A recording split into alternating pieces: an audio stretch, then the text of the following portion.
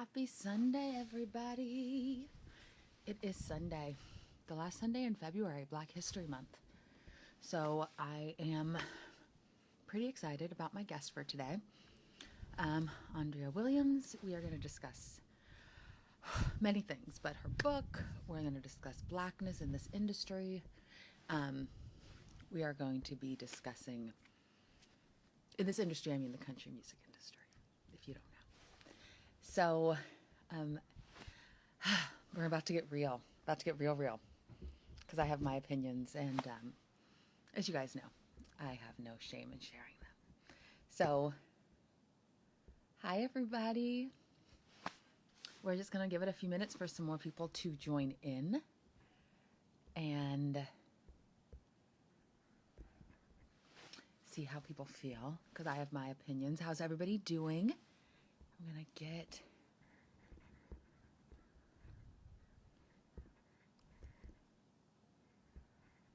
Ah, la, la, la,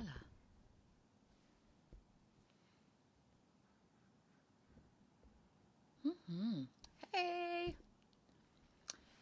This is Andrea's first live, so I just take a couple extra minutes as she gets logged in.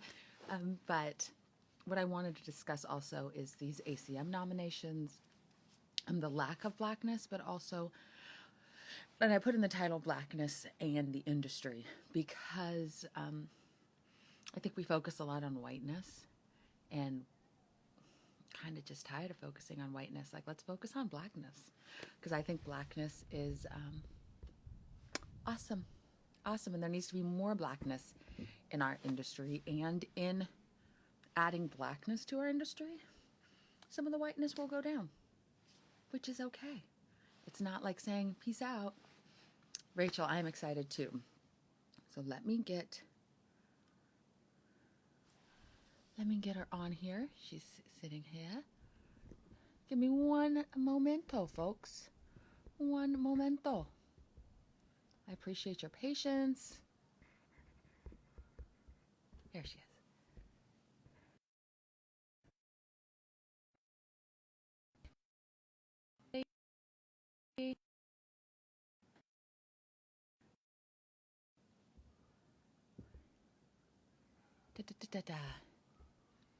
Let me get her. We are learning on the go, folks. We are learning on the go.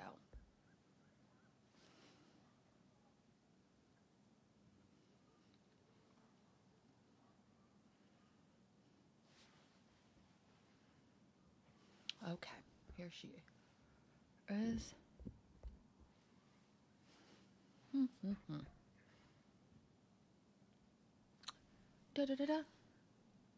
Start watching the video. Oh, there we go. Found her. Found her. See how we do this, folks?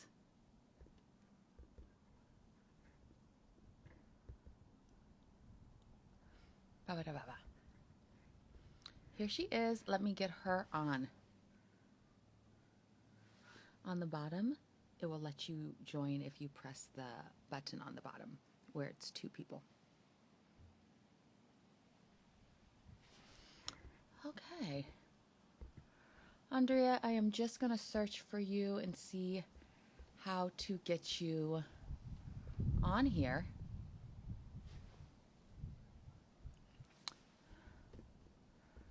Oh, it's not letting me add her, which is okay. Give me one momento, folks. Hey, girl. I see all these people. I love. Do you see the two people on the bottom of all the things? You can just click to be added. Well, while we are waiting for her to join in. Oh, Andrea, you have to upgrade your app, it says, in order to join the video. So do you want to do that quickly? Update your app? I don't know if you hear me. Hi, everybody. So might just be a couple minutes. Andrea has to update her app quickly because technology, folks, this is what happens, and it's okay. But let me go off on my little rant quickly while we're getting that going. And it is, the rant is, and I'm going to be doing another talk with another person who's on here later this month in March. But the ACM nominations came out, right? And they were heavily white. And I was not shocked by this because our industry is heavily white. What I was shocked by was that we have somebody named Mickey Guyton who has been nominated for Grammys, who has taken the industry by storm this year with her song Black Like Me and some other songs, and who has also been nominated for Best New Artist before. And she was nominated for Best New Artist because the criteria only allowed her that. And where my problem with that is that the criteria is holding people back and not allowing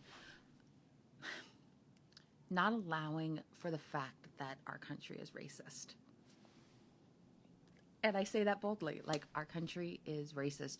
There are people in charge of radio stations that happen to be racist. So if you're not getting the radio play, if you're not getting the access to those places because you are not a white, blonde hair, blue-eyed, whatever person, then you can't also get the awards or recognition.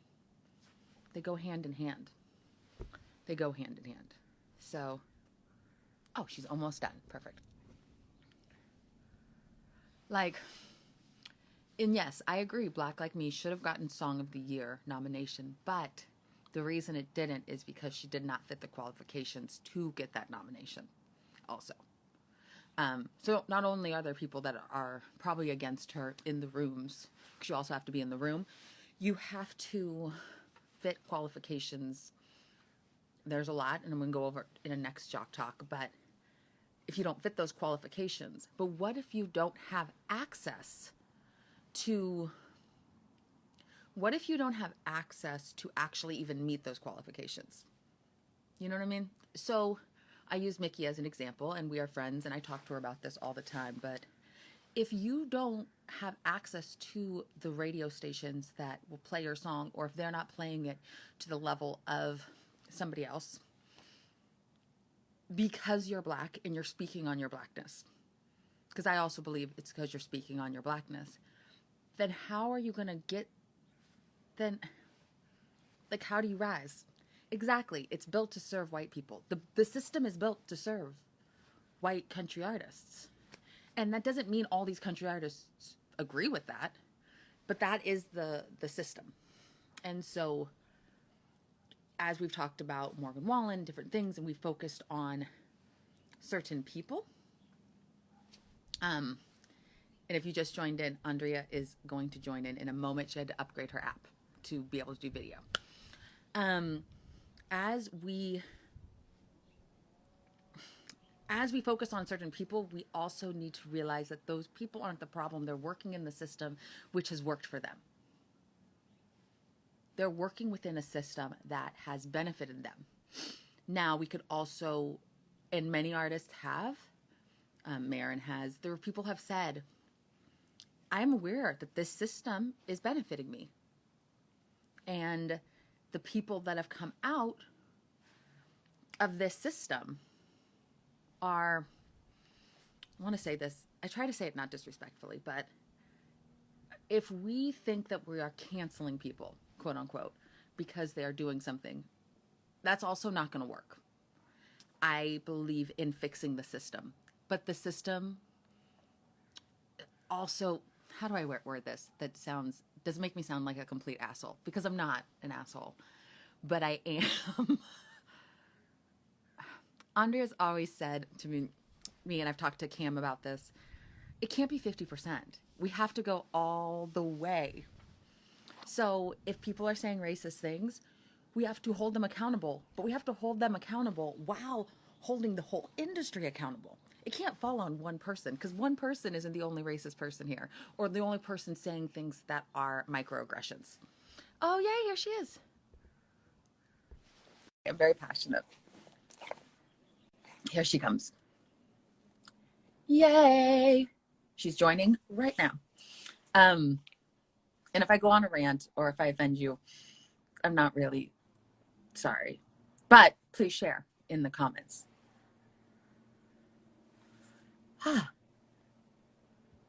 Sending the request. I'm so glad you guys are patient with me in this. Okay, adding you now, so it should work. Also,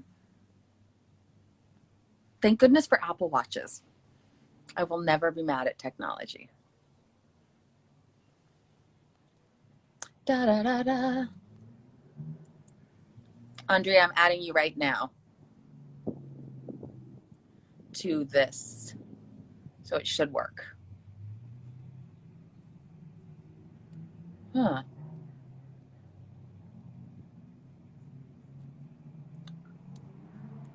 Da, da, da, da. I'm just gonna sing to myself. There she. Woo, girl. Hold on. Listen. Everybody knows this about me. I am the least tech savvy, like, of all the people, like, I know. So, woo, y'all, where was DJ Scratch when we needed him, right? Exactly. Like, I was watching. Like, why don't I got like some stuff going on over here? I We had a little party. Verses last night, and I was like, I need somebody to come in on the turntables while I figure this thing out. Ooh, oh, that Versus. On a side note, that Versus was everything I needed on a Saturday night. Yeah. It made me very happy. I was in my I was in my feels a long time ago. I was like, whoo, these are some memories. Yeah, right. Exactly. Yeah. Anyway, I'm here. Thank you for joining me. And I apologize for all the but I'm glad like it worked. See, you have to like I was like, I know this is your first time on, and yeah, I always have something to talk about, so don't you worry. I will just. Yeah, I thought I could just like hit a button, and anyway, I should have been more prepared. So sorry, y'all. Oh, it's okay. I was actually just talking about I started with the ACM nominations and the amount of whiteness in the nominations and how I wasn't shocked by it, but it showed how much work we have to do because Black artists aren't allowed to they're not able to meet the criteria for the nominations because the nominations are built with white artists in mind, not with the setbacks that Black artists face, which could be like radio. Like they might not get the same opportunities in radio because you might have somebody that is racist running the station or running the corporations and everything that is in charge of it. And I had brought up because people were asking, why didn't Mickey get these nominations? And I'm like, you have to realize that not only is she a woman in this industry, but there's all sorts of hurdles because you are Black in an industry that is built.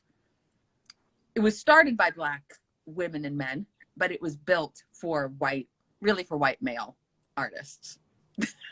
Yeah. I believe. Yeah. So I was discussing that. Yeah, I really don't pay attention to the award stuff because it is a reflection of the current state of the industry, right? And so if we know that the industry is broken, if it is sick, we know that we can't expect the award nominations to come out and look healthy or look whole. It doesn't make sense, especially considering what you mentioned about like, you know, the criteria. How are you even eligible to be nominated for some of the awards, particularly some of the bigger ones? Like the barriers are really throughout the industry, but when you start adding in qualifications like radio, then we're shut at the door. I mean, even, you know, with Mickey, all of the attention, and I'm sure Amanda and Jada are going to talk about this because they're going to be on Color Me Country this evening, which I'm excited about. But very excited. Yeah, I mean, last year was supposed to be her year. You know, she CRS at the beginning of last year, and she did. What are you going to tell? Like, it was standing ovation. Her year, and she got something like, I talked to Jada. I was like, hold on, I need like several drinks for this. But I talked to her like the week before last, and like she got a total of like 1,000 spins for the whole year across like 3 songs that she sent. So, I mean, it is really, the industry is completely broken, and if you're only paying attention to the awards nominations, like there's no way, like you can't expect to fix it there. It's a privilege to I mean, yeah, like white women can say like, well, how come we, because they're already, you know, that's where they're a little further along. So but if we're talking about the race issue in this industry, there's no, you shouldn't even be paying attention to, not the artist. But there are, you know, Dierks Bentley's video got nominated, and there was, one of the directors was Black. So this is, again, this is how we can start to, like, even if it's going to take time on the artist side. And this is why I'm always screaming, if you're only talking about the artist, like, we're not going to fix it, right? Because if freaking Charlie Pride didn't fix it. Yes.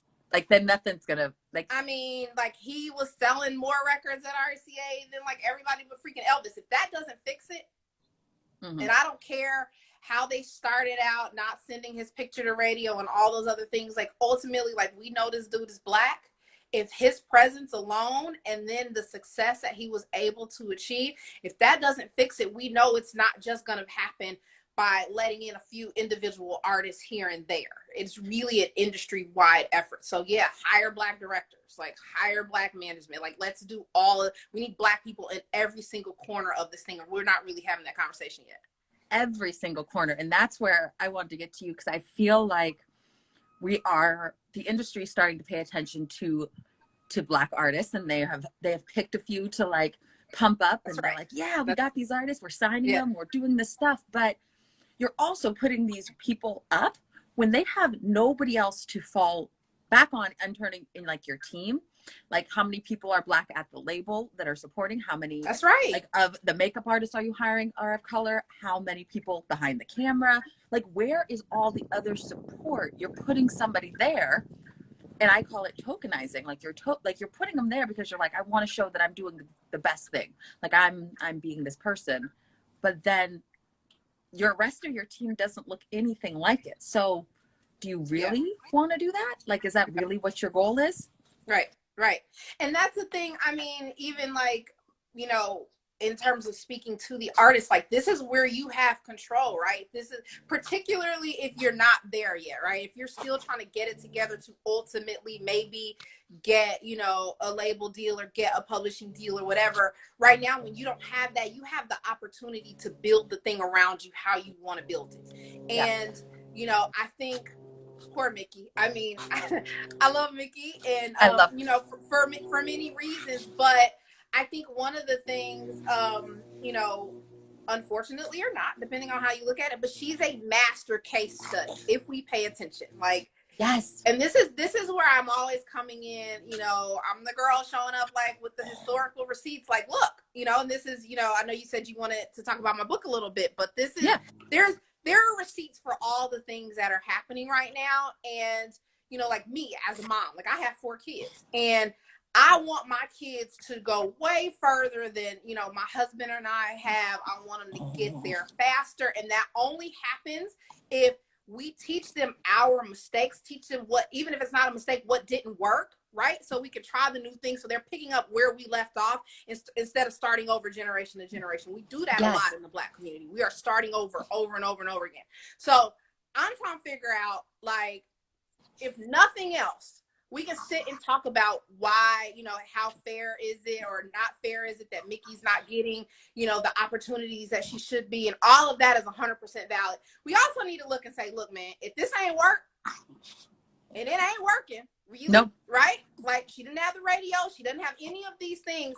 We can look at that model and say, you know what, maybe we should try something else. If we try, you know, Mickey's been really vocal about coming in and playing the Nashville game and doing all the stuff that she was quote unquote supposed to do. And if that didn't do it, but we still see everybody around here still ultimately trying to play that same game, like, I'm confused on how we think it's going to be different. It's not. And that's not to, you know, it's not to knock anybody's approach, but like, if we're going to be serious about, you know, breaking walls down, not just for the individuals that we can see right now, but those who are coming later, we got to take a different approach. We got to zag while the industry is saying zig, because that zigging ain't working for us. And again, Mickey is proof of that. So yeah, it's, we we need people on the inside. You need a Black A&R, I think, you know, or somebody that gets it, that can help, because and Reese talked about this on the Color Me Country show that I did, this you know, this idea that really, particularly if you're a woman, like, you're replaceable. Like, they can go get 10 more of you tomorrow. So again, if we know that, and we know that generally the industry has been averse to working with Black folk, particularly Black women, why, you're replaceable. If you're going to try to come and do what they're doing, why wouldn't they just get more of them, right? Like, in my mind, it's, you know, come in and be fully Black, like, kick open the doors, you know, like, not just for yourself, but for everybody else. And yeah, that means doing something different than the way it's always been done. And I think that's also the best way to tap into, you know, these other markets, right? Like, Mickey doesn't really have the Black audience behind her, right? Yeah. The benefit of coming into Nashville and getting label support, getting industry support, is that you can tap into the audience that they've already cultivated. Well, how, if they cut off the channels, if you can't get on country radio because they're just not going to let you on, you can't tap into that audience. You're going to have to go cultivate your own audience. Now, can you show up, you know, at Essence Fest with like all these white people and all these songs written by white people, and this sound that is generally replicating the white Nashville, doing things the way that Nashville? I don't know that that's going to work. So I just think we got to be strategic. I think, you know, it's great that this attention has been paid, but, you know, again, if I'm looking at history and I know what has worked and really what hasn't, I think we got to be strategic and make the most of these moments right now, and be willing to try to do something different. Again, not just for the individuals that we're talking about, but all those people. You know, Nashville's country music. There's going to be, just like there's been Black people in the past that wanted to do this, there's going to be Black people in the future that want to come in and be a part of this industry. They're going to come here.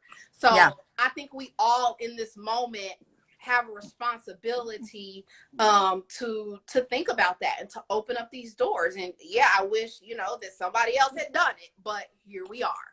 Well, I'm sorry, the dog is just biting me. I'm a puppy. So if you hear that, that's not me, that's a dog. You surrender.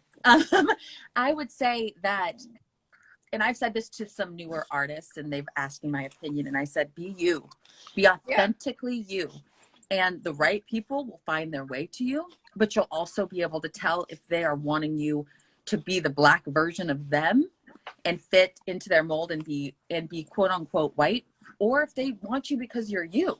Yeah. Because if you take away your authentic self or your Blackness and all the things that make you real, you're also shutting off other potential audiences beyond country. You're shutting off so many doors that can be opened to you outside. Right. And that's I think that's what I worry about right now with on the artist side, is that a lot of people, because being Black is being trendy right now, and people want to make sure that they are seen not as racist in country. They're like, we're not racist, we accept everybody.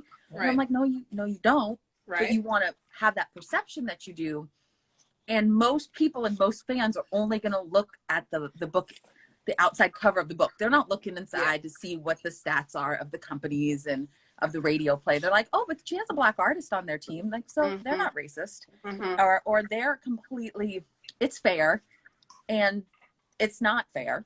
Not yet. I mean, not yet. I mean, I think it also will be. We are further than we were years ago. The fact that we're having this conversation is further.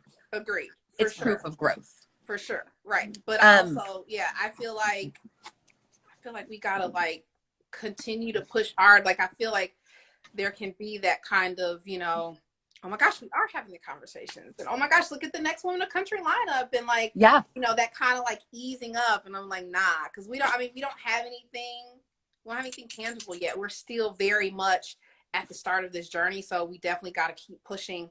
And I want to just go back and say, like, you know, this point like that you're making also about like, do they want you to be you, or do they want you to just be this outwardly Black version of the same thing we always get? Like, that's not to say that like, yo, you got to be coming out like 808s, like bumping hard. Like, I mean, some people might want to do that, Yeah. But that's not what I'm saying in terms of blackness. It is just like, really, are you being you? Are you tiptoeing? Are you like, because once you start that tiptoeing, Mickey will attest to this, you got to keep tiptoeing throughout your entire career. Like, you can't come in now and just let me figure out how to slide in the door and then you're going to show up and be your whole self 3 years from now. Like, it doesn't work like that. It doesn't.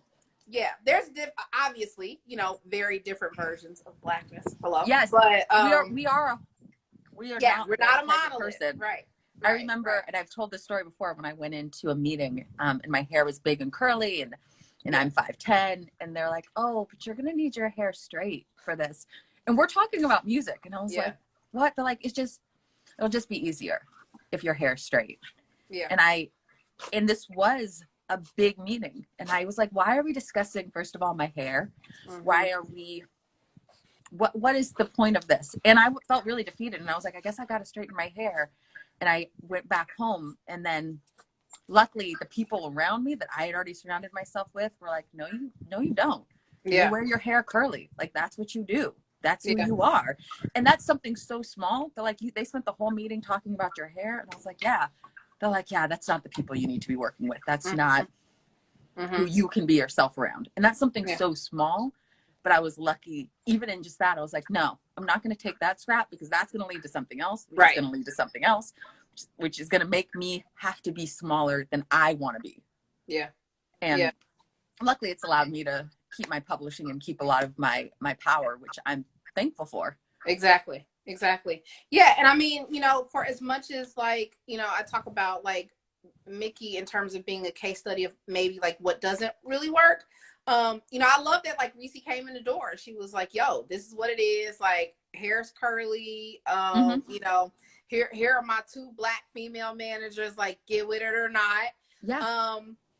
And I think that is important. I think it's, again, because it's not just about the artist, right? When we're talking about like these major gaps here and like who is being shut out and who's not, like, it's not just the artist. Part of the reason why we don't have enough Black artists, or we don't have, the Black people coming in aren't really capable of being fully Black, is because there aren't Black people in these other positions. So, we have to look at it from all angles of this thing. In the same way that I'm like, yeah, artists are going to continue showing up years from now. It's going to be songwriters that continue to show up that want to write country songs. And my goodness, like, if you can't write a song with a Black artist in this space, like, that is and I know this because I talk to people who are like, yeah, I'm having a hard time even getting in with the Black artists that are here. Like, Black musicians, Black songwriters and producers that are saying this stuff now, that like, yeah,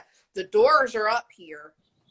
They're up for everybody, the white people, obviously, but also like there's some stuff here. Like, I can't even get in with the Black people. Get in with the Black. That's a problem. Like, that's a problem. And it ultimately ends up hurting everybody all the way around, including those artists. So yeah, I have, like, there's a couple people that like I check in with when, we start to get excited, like, okay, are we making progress? Like, all right, we've got this article written and this happening and like all these other things. Are we making progress? But they're like, because like through my husband having connections with people here, I'm like, I can tell if we're making progress or not. Yeah. And right now, you know what I'm saying? Like, we're still really early. So, well, on that, I think what showed me that, I mean, many things daily show me how the lack of progress, but when the stuff happened with Morgan Wallen, and what he said, and I watched the industry and how they focused on him.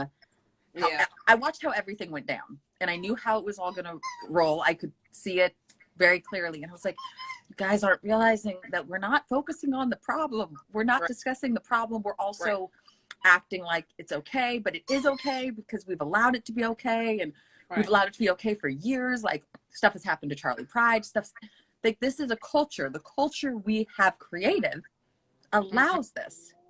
But now it's going against the culture of what's happening in the rest of the country.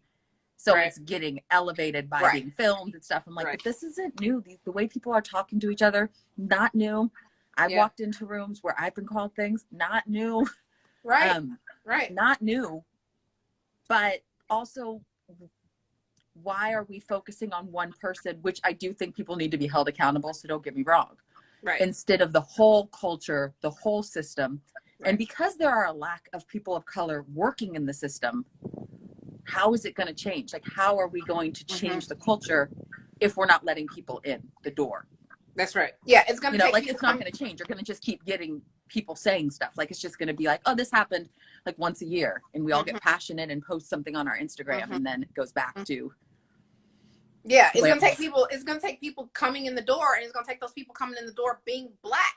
You know, if you're only outwardly Black, but essentially you're not really, in that fully, that doesn't change the culture. That doesn't force these people to, it doesn't force the industry to get comfortable around Blackness. That's what we're dealing with here. Every time an artist steps in and they're like, I don't really know how to market you. I don't really know what to do with you. They're uncomfortable with your Blackness. And every time somebody shows up and gets invited to something or gets to talk to somebody, in some high up position, and they are not coming in with their full Blackness, you are not forcing them to get comfortable with it. I tell you all, listen, I'm this all the time. Look, yes, people invite me to stuff. I'm like, hey, you know what I'm saying? Like, I don't know who you talked to before me.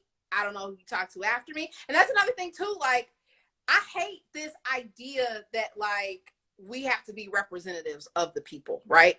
Yeah. But really we do. That's because this industry is so far behind. So when you're the Black person that gets invited or gets a foot in the door, these people might not have ever talked to anybody else Black. Your version of Blackness is going to be the version that they uphold as representative of all Blackness, unfortunately. Yes. This is how white people are, especially when they've been in a bubble. And a lot of these white people have been in a bubble. So when so-and-so Black guy artist comes in and is like, yo, man, I don't really see myself. I'm just here to make music. I'm not really the Black country artist. I'm just a country artist. Guess what that means? You may feel comfortable with that, to each his own, but now every Black person that comes behind you has to be that also. Yep. Now I can't come in and be the really like openly Black. Yes. The little joke about openly Blackness, but real talk, like now everybody has to come in and fit this model, right? Like if Charlie Pride or Darius or whoever else says that it's okay if you say the N-word around them, or so-and-so Black drummer on an all-white gig that gets a little crazy every now and then, the words fly and the flags fly and all this other stuff, but this guy is like, it's not a big deal to me. I'm trying to get that check. And listen, I understand everybody got to eat. Eat. But every time we refuse to show up in this fully, it's not just you making this decision on behalf of yourself. We are so far behind here. There are not enough of us in here. You are representing every single person. And now everybody else has to come and make that decision or not. And this is why we see there's so many Black people. Country music on a whole is losing out so much because you got so many Black people that are like, F that. I'm not even about to play that game. I'm not even going to show up. Well, I always show up. I'm not dealing with that crap. Country's music is losing out on so much money. You're losing out on the Black dollar. Like, I'm like, you guys. Much talent. Like, yeah, like, why do you want to be a part of that thing that, like, if it's as artificially constricted as country music is, how is it the best? How? Yeah. How? If I start a business and before I even hire a single person, I got a laundry list of who I can't hire, I already know I'm not going to get the best talent in the door because I done cut these people off before they can even show up. Yep. And so that's what you got here. It impacts everybody. To, Cam's point is always, how do we get people to care about this, even though it's not technically their issue, right? Like, how do we get, a white male artist to care about the plight of Black female country artists? Ultimately, allowing the best people to show up and be themselves helps everybody. Yeah, it raises the whole level. It raises the bar, right? Like people have these conversations all the time about the mediocrity that is allowed to continue in this space. Well, yeah, I mean, come on now, like what? If that's who was allowed to get in. So you're picking from a small portion. You already chopped your pool, like, down to nothing really. So that is, that's That is to be expected. That's to be expected. So yeah. I've said, and I talked to Cam, I talked to Mickey, I personally lost out on gigs because I know there are places I won't go and I won't perform because I won't perform when there's a Confederate flag, whether you think that's just because you're a Southern person or not. I'm like, that's not me. That's not my people. There are bars I won't perform in downtown because I don't like their owners, because their owners have proven to be racist, in my opinion. Yeah. And that's cost me money. But I also am like, I know what my value is. And I also am saying to people, that's still not worth my money. I want to make my money, but I can't make my money that way. Like that, I'll find another way. I'll find another bar. I'll find another place. If I know somebody is openly against me and doesn't want this industry to grow, then why am I going to help them make more money? I don't want to help them make more money. I'm like, I don't need to help you become rich off of me. Yeah. It's a tough, you know, line to straddle. And I'm cognizant of that too, right? Like I say always that like Black people need to eat and Black people can't really eat in country music right now. So when you're the Black person who has an opportunity to eat, you might not be willing to risk, you know, to jeopardize that just because, you know, so it is. And I just think that further speaks to the victimization of, you know, non-white people in this space, that 99 times out of 100, you're not going to be allowed in. But if you are, this is what you have to deal with. And you just got to take that L and keep it moving, which again speaks to why I'm like, I know that representation is not enough. I know it's not enough just to see people get in these doors, because until we have changed the industry on the whole, you still have Black people in these spaces that have to compromise every day, that have to, you know, that have to be subjected to these really hurtful, harmful things because they need to eat. Because at the end of the day, it's a business, and we're all here. You know, everybody participating in this is here to make money. And so, yeah, you got people that are literally deciding between, you know, their humanity and their paycheck. No. And that doesn't change just because you sign 2 or 3 Black guys at one time and then throw 4 Black female acts on this list over here. That doesn't change. That hasn't changed yet, especially when we don't have the people behind the doors. Exactly. That can make sure that, yes, you're coming in as a Black person. I'm gonna make sure it's a safe space. NASCAR doesn't just say, yes, we've won because now we have Bubba Wallace here. They're saying, we have Bubba Wallace here. We're gonna make sure he feels really safe. Yes. So by the way, all of you who would contribute to his feeling not safe, y'all gotta roll with that. Like, I appreciate you. I'm glad that you've been here all this time. You know, I appreciate your support. You can't fly the flag here anymore, because, like, not just because of Bubba, but because the people that we also who will come to support him, we want them to feel safe and welcome as well. Yes. So the industry's not there. No, it's not a place to feel safe. That's right. As much as we're talking about a handful of artists, we ain't seen none of that yet. So yeah, I want all these girls to get signed at the same time. I want Raina and Brittany and I want all these artists to get deals tomorrow. I also, though, want them to be able to go in these doors and not have to compromise themselves just because them being invited in was considered the win. Right now, we looking at this thing and we're like, yo, that's the win. Yo, you in the New York Times, you don't won. Not really. Hold on. You know what I'm saying? So yeah, that's the crumb. Still, and that's sad. It's like, yes, that's you, because you still have to be able to be yourself in because now you have a perception of who you are, and now you can't stray from it. Right. And the Black men, and that's a whole other thing, because this, like, the gender divide, I mean, it impacts, you know, Black folk too, because generally speaking, the Black men have been afforded more access and success than the Black women have. And so again, we've got that humanity versus paycheck type of situation going on. So, you know, a lot of these guys, like, probably, and I'm talking about artists, musicians, like everybody in here, that has been allowed in somewhat, these dudes are compromising all the time, every single day. always. They might not ever say it again because they've been allowed to get a little further, particularly, further than Black women. They're compromising every day. Mm-hmm. Every day. That's true. And that's where I guess it's hard. And I also don't want to downplay when people have to take a job or have to do something, because I mean, I was on tour for years and I wore a wig and I played the game and I did what I had to do to play the mixed girl role that they wanted me to play. And I did that for years. Yeah. And so I've played the game. I'm at a place now where I don't want to anymore, but it does cost me. It does cost me. It costs me work. And I stopped singing the national anthem, and that's how I paid a lot of my bills. Because I'm like, the national anthem, I'm like, I couldn't do it anymore. Yeah. But I'm also like, dang, that's some good money. Like to sing for 1minute and 57 seconds. Like, ultimately that's why, and I've said this many times, like, country music doesn't pay me at all. Yeah. Like, I'm literally here just because I care.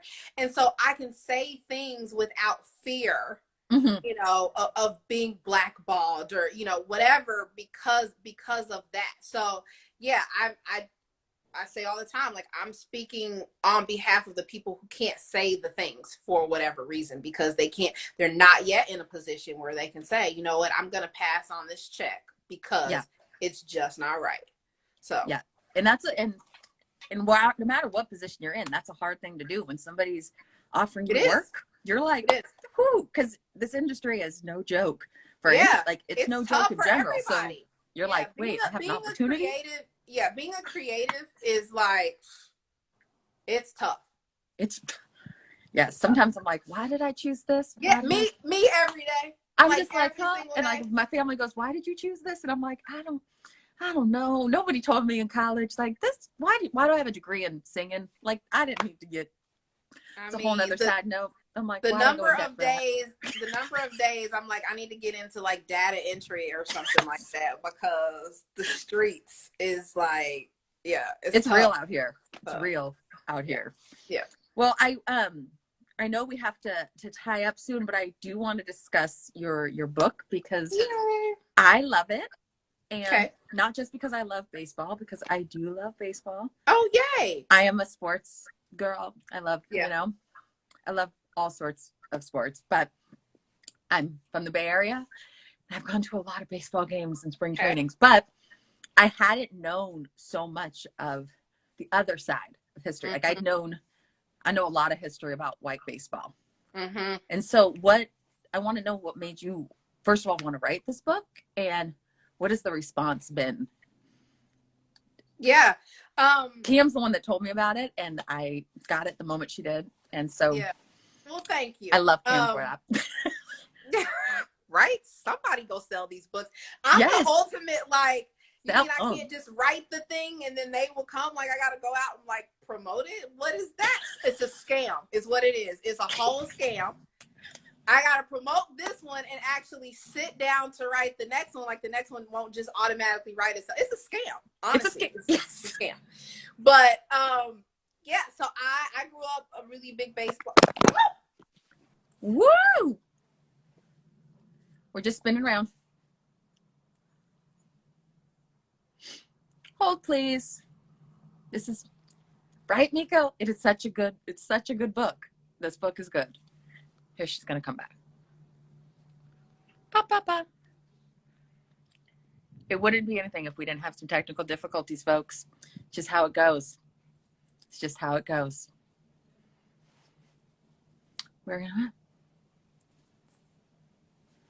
She's gonna sign back on.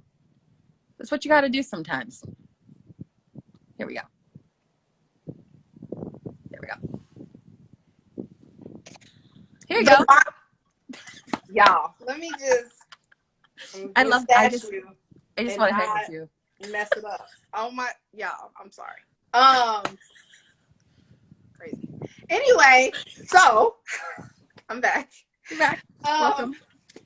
So I grew up, I was a baseball fan, and my degree is in sport management. And at the time, when I was in undergrad, wanted to be the first female general manager of Major League Baseball team. And went and yeah, I went and went to school and graduated and then came back. I wanted to kind of take a minute, before I went right into grad school, and got a job at the Negro Leagues Baseball Museum in Kansas City, Missouri. And oh my gosh, it wouldn't be your first install. I was so technical.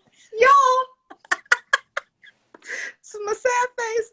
Anyway, so I came, I went back home to Kansas City and started working at the museum. And that was really where I learned about Effa's story and really the Negro Leagues on the whole. I knew that they existed. Like, I knew about Josh Gibson and Satchel Paige. I didn't really know the importance of the Negro Leagues to the Black community.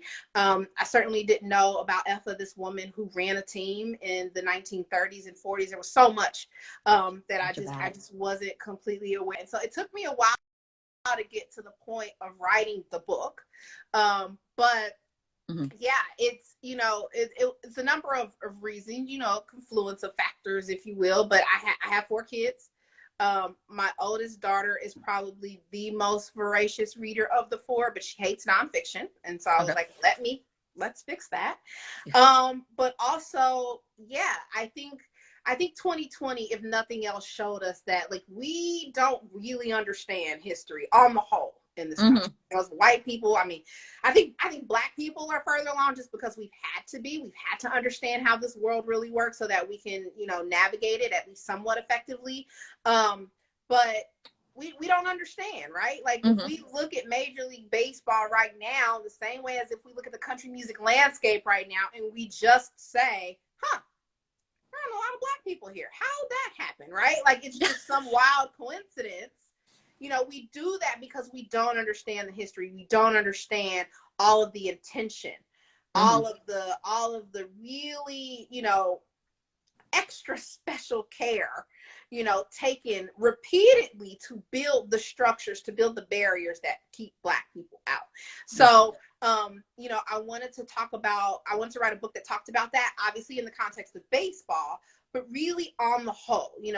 Again, this is a book that's written for kids, but I think it's certainly a good read for adults. You can come to this with like zero Negro Leagues knowledge, and understand, again, like the significance and all of that, because I tried to do a really good job of like presenting the history and the context. But in keeping in mind that it's for kids, like, I want kids to understand, that Black people wasn't just on plantations and then fast forward to the 1960s and we're being chased by dogs and hoses. Okay. Yeah. So, because we did some other stuff, right? We had our own businesses and like we did some other things. Also, integration in the way we did it wasn't just this inherently good thing. We are always taught, like, we see the images of Black kids, and I'm talking about little kids. If you go to the main library here downtown and go into the civil rights room, you see these images of little children that are, going in and desegregating these schools here, and the masses of grown white people who didn't want them there, who were yelling and spitting and cussing and all the children. But then we turn around and be like, oh yeah, as if this was the only way to do it, right? Was to cherry pick a couple of Black people and force them into these, inherently hostile situations and just make it work. That is how we did integration across all aspects of society, in baseball, in schools, and everything else. So this goes back to what I was talking about previously about compromising, right?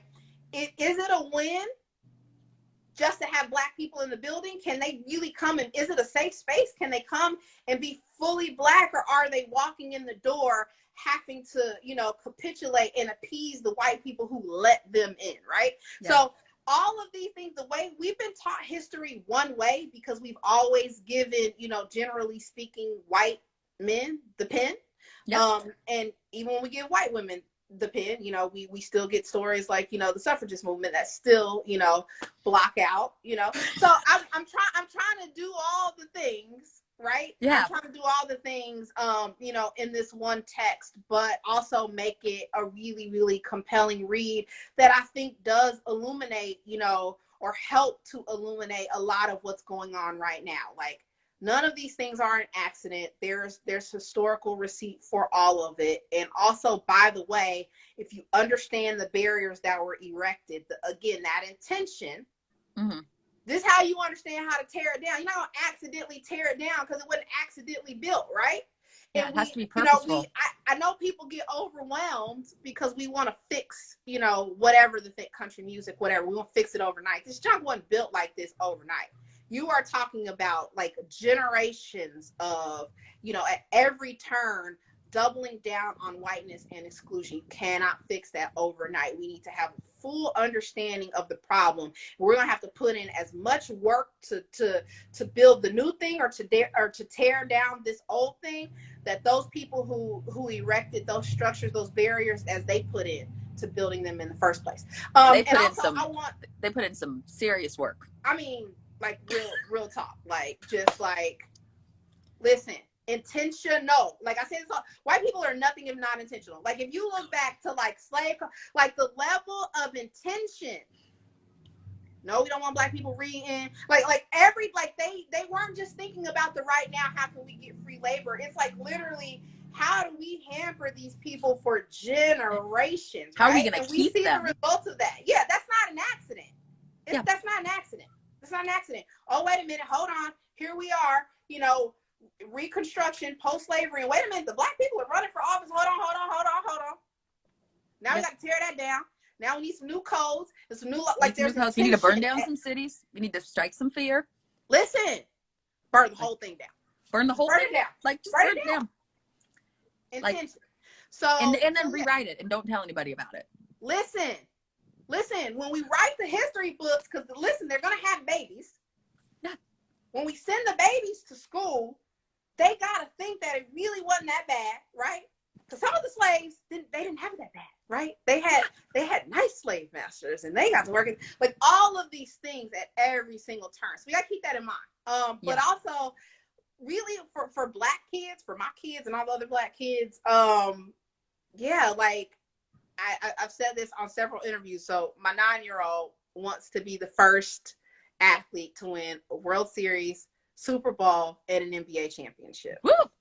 And I love that. I'm a sports mom, so I'm all about that. But I also want to shift this paradigm so that we're not just wanting to be the athletes. We're wanting to own the teams. We're wanting to have that power because we've had it, right? And it changes everything. What happens when, you know, LeBron James plays for an all-black team, a black-owned team, rather, I should say. I was just talking about that. Like, how's that change the game? Changes it completely, right? Like even like I talk about baseball because it's hard for people now because baseball is just not as popular to understand the power and the popularity of baseball. But you know, when we're talking about going into this era of integration or desegregation, when Jackie is signed by the Dodgers, even before that, we're talking about, you know, the beginnings of black baseball. Rube Foster starting the first successful Negro National League in 1920. White baseball on the whole, we're really still in the early days of it becoming this industry, right? People know there's money to be made, but in terms of professional sports being these multi-billion-dollar industries that they are today, we're at the very beginning of that, right? Yeah. And black people were there at the beginning of it. Like, you know, it's like all the Bitcoin people that are like, listen, get in now because we don't know. Like sports, like this was the moment, right, where it is really taking off as an industry and there's money to be made here. And black people were in a position of ownership then, and they got pushed out.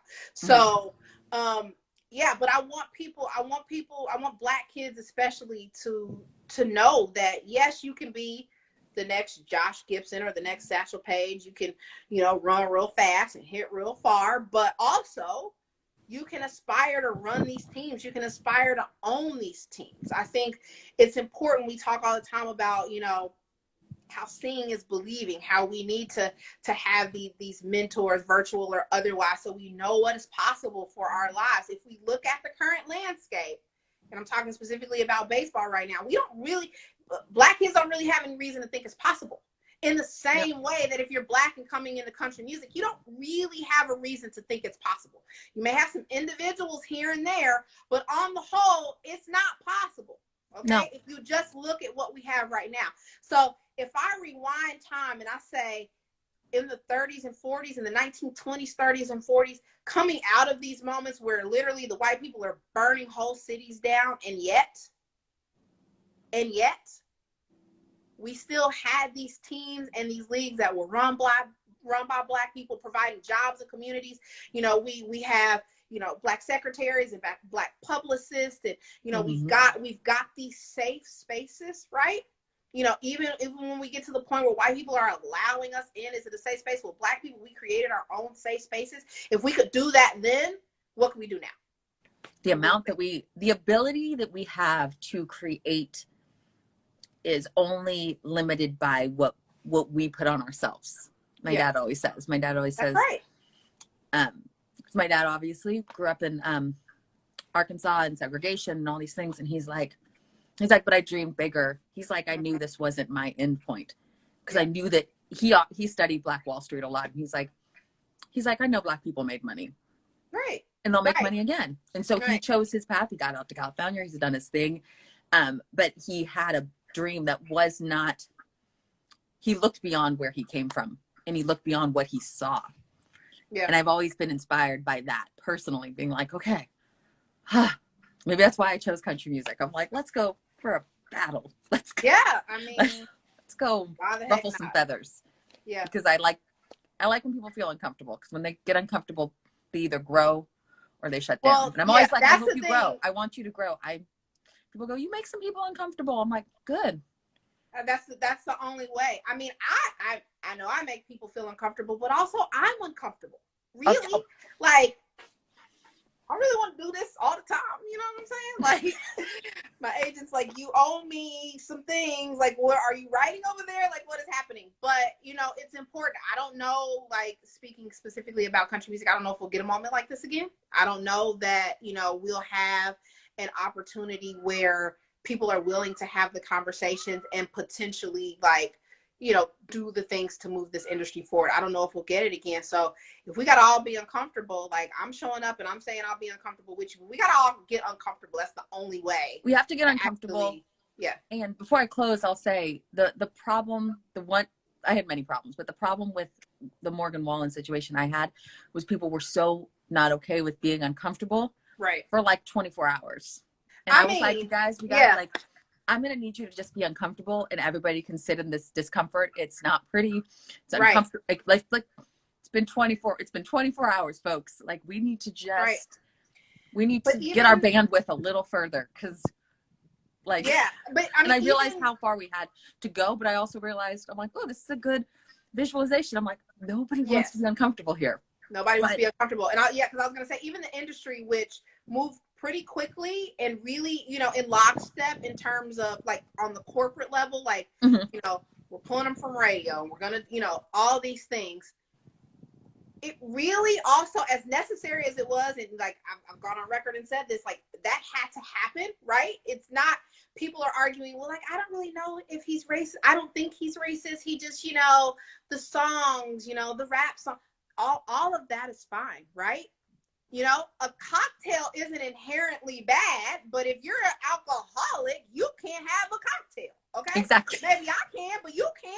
So this industry is broken and it's addicted. We can't allow even one single whatever, okay? There's that. But also, I think the industry on the whole, if we're to be honest about the situation, this swift movement to condemn him, which, yes, should have happened, also is a reflection of the uncomfortability. This zeroing in on Morgan Wallen as an individual says we can address this one guy. We can hinge all the problem on this one guy, and we can move him to the side. As long as we focus on this one guy, we don't have to talk about the stuff we're doing. We don't talk about any of this. Yeah. We don't have to talk about any of this other stuff. I ain't never used the N-word, but I mean, I don't see Black people until, you know, I turn on Beyonce's music video on Friday nights when I want to have a dance party in my living room. I don't even know any Black people. We don't have to talk about that. We don't have to talk about that. because here he did this most egregious thing that is easy, again, to point out and to condemn. We don't have to talk about the fact that, you know, yeah, I'm getting it now. Maybe I'm kind of seeing what's happening now, maybe. But I remember 5-6 years ago seeing Black artists come into my office and telling them that we couldn't do anything with them. Yeah. We don't want to address that. We don't address that. Reese, I'm not going to name them for it. Reese Palmer can name names right now, people that are in this town right now that were like, here we go again. That were like, no, you can't. You're Black. What are we gonna do with you? So when we focus on Morgan, which needs to happen, we're not getting to the deeper issues of the conference. That's the stuff that pushing Morgan Wallen out. We can't cancel him, but even saying, you know, we can't, you know, you're not going to be eligible for an ACM award or whatever. That doesn't change the culture. The culture happens internally, and we haven't the people that are, which I've said many times, you don't have to have built it. But if you're not actively tearing it down, you're complicit and have been complicit. We haven't really had those conversations yet about people that are in those rooms right now, right now, that have been that were complicit yesterday. You need to be able to step up, and just like with my kids, I blow it all the time, right? And I got to show up and be like, dang, I'm sorry. Yeah. Right? I'm not always, because I'm your mom, because I'm the adult. Like, I apologize for that, because if we don't address what I did in the past, how likely is it that I'll do it again in the future? We got to have the people that are working right now that have blown it to step up and say, not just, oh yes, we're glad, yes, let's prop up the Black women right now because it's the cool thing to do, and you don't want to be the one not participating in the conversation. You also got to be willing to be like, man, let me tell you how I blew it. Yeah. Let me tell you how I learned from that moment and how I'm going to take steps to not make those same mistakes in the future. We're not there yet. It's easy to say, okay, well, Morgan Wallen said the N-word. That's a no-go. It is. It 100% is. But that is not what changes the culture. We see that dude is still number one. Doesn't change the culture. Yeah, it doesn't change anything. Doesn't change anything. So, well, I just want to say I appreciate you holding space and having this conversation with me, and I know these conversations and discussing things that we both know aren't always easy or necessarily fun, but I think that conversations are a way to have other people learn. And I'm always like, if I can help somebody learn what the F is going on, then and also shine light on some awesome people. Like, you're awesome. So like, thank you. You know, listen, that's the way to do it. My tech savviness though, I mean, I'm gonna be a pro the next time. You got this. Oh, when we do our next one, I'm ready. It's okay. If you ever watch my one with Mickey and my phone overheated and just turned off for like 10 minutes, I was like, don't put your phone in the sun. All right, good. Listen, good to know. I'm feeling better then, because this has been a whole situation. I didn't drop my phone. It took me 10 minutes to get on. Dropped my phone a couple times. But yeah, it's an experience. We'll never forget your first time. You know. There you go. There you go. Never forget the first time. Well, I love you, and I look forward to meeting you in person. Yeah. When I'm in Nashville. Now, are you in Nashville full, or are you still bouncing back and forth? I'm bouncing back and forth, but I'll be in Nashville in March. So yeah, we will socially distance, discuss life. We'll figure some kind of I'm all about it.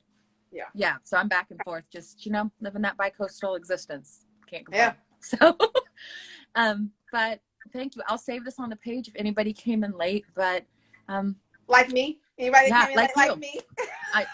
That was my dig. I'm not mad. Listen, I can take all the jokes. I'm not mad at it at all. Like, we gotta lighten this thing up somehow. I'm not mad. So it's okay. Anytime I have a chance to talk, I'll just keep talking. So don't you worry. I'm a talker. So all right. Well, I'll let you go about your Sunday, but seriously, thank you for having this conversation. Thanks for inviting me. I needed it too. So all right. All Bye. Right. See you guys later, everybody.